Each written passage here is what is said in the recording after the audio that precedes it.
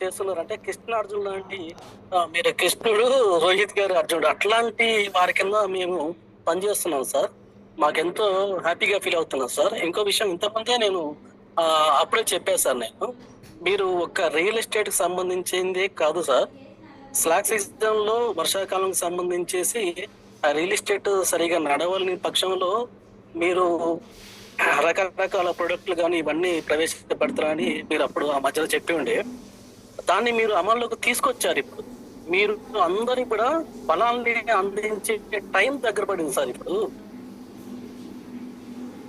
ఇప్పుడు ఏమైనా చేయగలరు. ఇప్పుడు సోలార్‌లో సంబంధించింది సోలార్ గాని, ఆ పెండ్‌కి సంబంధించి అది ఆటాకు సంబంధించింది. అది కూడా పేటెంట్ హక్కులు కలిగి మనకి ఇస్తామంటే అది ఎంతో హ్యాపీగా సార్. ఎందుకంటే ఇప్పుడు ఆరోగ్యపరంగా మనం ఫుడ్ తీసుకొని తినాలన్నా కూడా దాంట్లో రకరకాలవి నేను చదివా సార్ నేను. అవన్నీ కూడా దాంట్లో మిక్సింగ్ అయ్యి ఉన్నాయి. అట్లాంటి చాలా అవసరం పడుద్ది. చాలా కూడా అవి చేయొచ్చు సార్ అది. నెక్స్ట్ బెల్లం లాంటివి గాని, స్టూడెంట్స్ కు సంబంధించిన స్టడీకి సంబంధించిన ఇవన్నీ గాని ఎంతో మంచి మీరు ప్రవేశపెట్టారు సార్. ఇప్పుడు రియల్ భూమికి కొత్తగా వచ్చే వాళ్ళందరూ కూడా ప్రతి ఒక్కటి మీరు ప్రవేశపెట్టిన ప్రతి ఒక్కటి ఎంతో చేయగలరు సార్. మంచిగా ప్రశాంతంగా చేసుకోగలరు వాళ్ళు.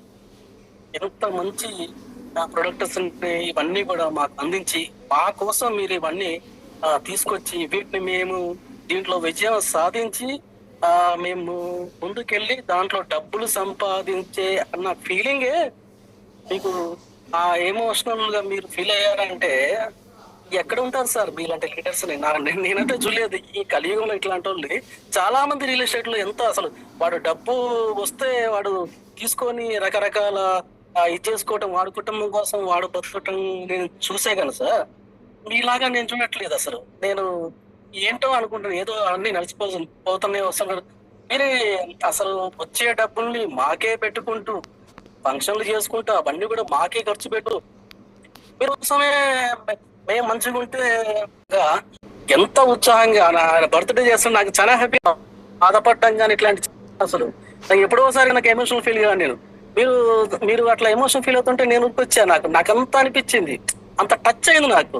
అంటే అది మీరు జెన్యున్ గా ఉంది సార్. మీ మనసులో జెన్యున్ గా ఉన్నది మీరు బయటికి దాన్ని చెప్పలేకపోతున్నాం. మేము బాగుపడాలి వీళ్ళని ఇచ్చేయాలి నలుగురికి నేను చేయాలి అన్న ఉద్దేశం మీకు ఎప్పటి నుంచి ఇది ఉందో నాకు తెలియదు సార్. మీరు అమల్లోకి తేవటానికి మీరు పడే తాపత్రయం అనేది నాకు చాలా సంతోషంగా మీ కింద పనిచేస్తున్నందుకు నేను చాలా గర్వంగా ఫీల్ అవుతున్నా సార్.